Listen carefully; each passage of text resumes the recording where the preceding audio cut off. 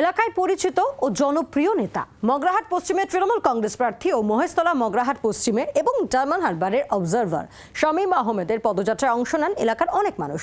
সঙ্গে তৃণমূলের অন্যান্য নেতা নেত্রীরাও পা মেলান। মগরাহাট পশ্চিম থেকে সুভাষিস বাবুর সমর্থনে এবং এলাকার কোঅর্ডিনেটর এই মুহূর্তে শামীম আহমেদ তিনি আমাদের সঙ্গে রয়েছেন। আমরা শামীম ভাইয়ের থেকে জেনে নেব। শামীম ভাই, মমতা বন্দ্যোপাধ্যায় এবং অভিষেক বন্দ্যোপাধ্যায় তারা ঠিক কোন কোন বিষয়গুলোর ওপর জোর দিতে বলেছেন এই এলাকার উন্নয়নের?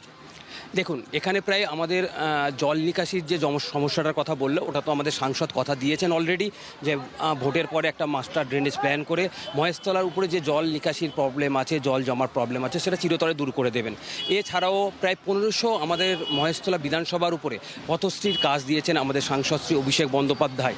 এবং আপনারা জানেন যে আমাদের সাংসদ এখানে ব্যাপকভাবে উন্নয়ন করেছেন। তাছাড়াও ওনার নিজস্ব যেসব প্রকল্প, সে শ্রদ্ধার্ঘ থেকে আরম্ভ করে যেটা এখন চলছে সেবাশ্রয়, সেগুলো পর্যন্ত মহেশতলাবাসী বিনামূল্যে চিকিৎসা থেকে ওষুধ থেকে আরম্ভ করে সব কিছু পাচ্ছে। এছাড়াও মহেশতলার উপরে প্রত্যেকটা বাড়িতে বাড়িতে জলের লাইন গিয়েছে এবং জলের কল করা হয়েছে। সেই জন্য ডেভেলপমেন্টের দিক থেকে মহেশতলায় সেরকম কিছু সমস্যা নেই।